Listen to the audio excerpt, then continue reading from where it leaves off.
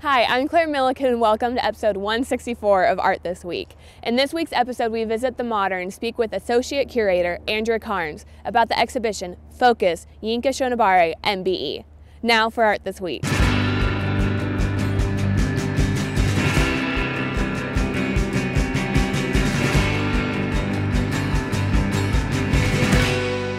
I'm here with Andrea Karnes, curator, to talk about Yinka Shonibare.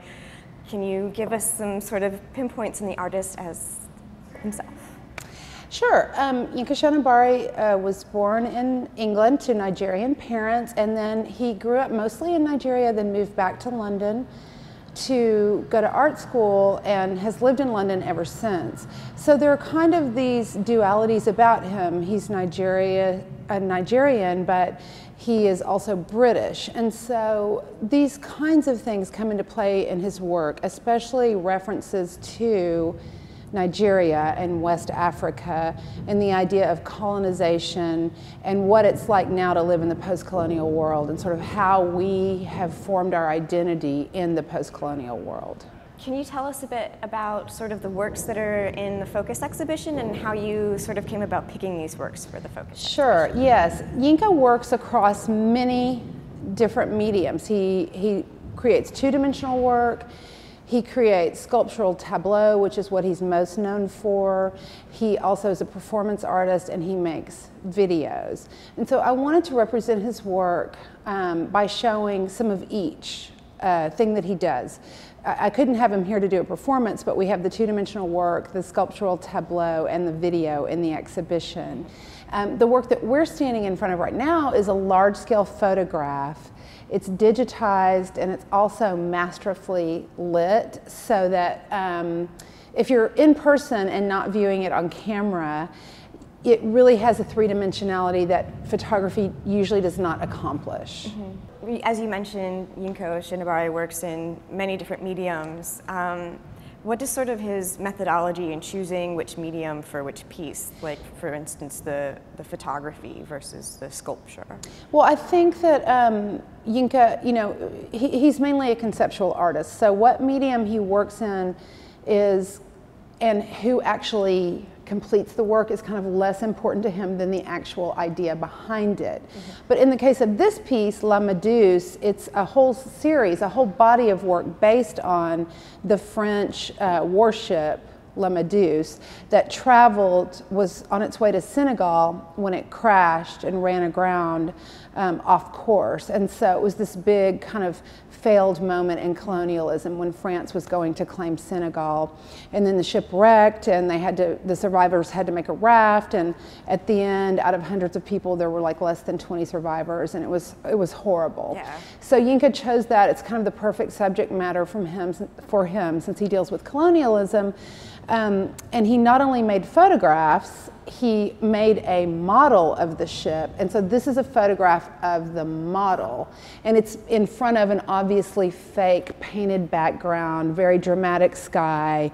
These are fake waves made with foam and wax. And so the idea is that it's fake to begin with, like the idea of colonization and taking over another country, kind of taming the savages is, you know, kind of this false notion.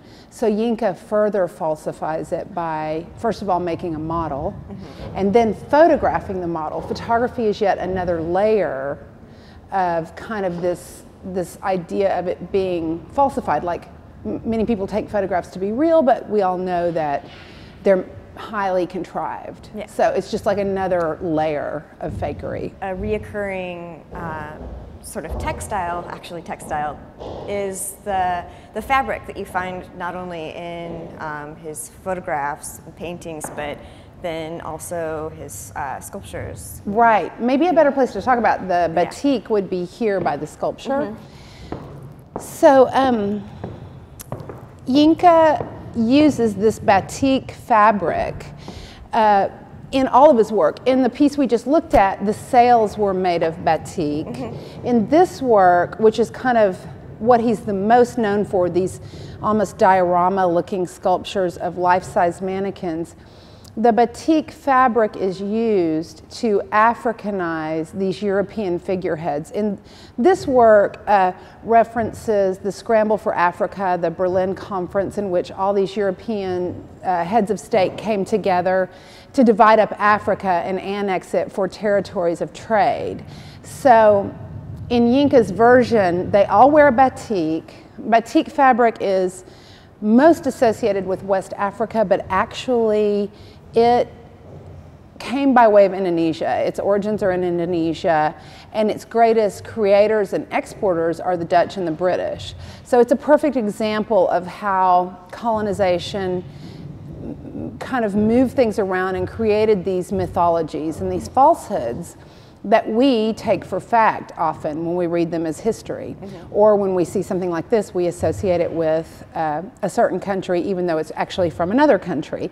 So Yinka kind of Africanizes these white, most often white, historical heads of state. He also makes them headless, and he also makes them this kind of unidentifiable mixed race, kind of tan color. Obviously they have no heads, so we can't look at their facial features to tell where they're from. So he's just, again, creating layers of obscurity. In the video that the Modern is showing, the two ballerinas, yes, they also wear the batik in their costumes as well. The batik enters every single work that he does. It's kind of it's the one visual thread throughout all of his work that is unmistakably him. It's in every work in this exhibition, yes, and in the video that we have, it's in the tutus and in the point shoes of the ballerinas. And can you tell us a little bit about the ballerinas and the dance that he has in the video a little bit? Sure. The ballerinas are dancing Swan Lake, and they're each dancing their own.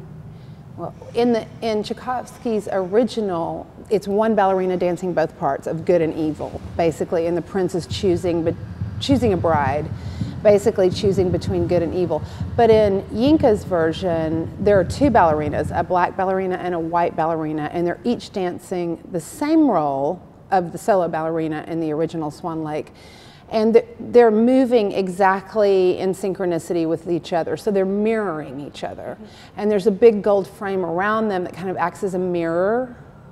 And the other interesting thing about it is they switch places. So it will be like the black ballerina, the white ballerina, and then the black ballerina, the white ballerina. So it goes back and forth. So there's, again, more layers of obscurity between which we're supposed to think of as the good and which we're supposed to think of as the evil. We want to thank Andrea for speaking with us. You can find more information on Shonibare at Yinka Shonibare MBE.com. More information on the exhibition can be found at themodern.org. That's it for Art This Week. Thanks for watching.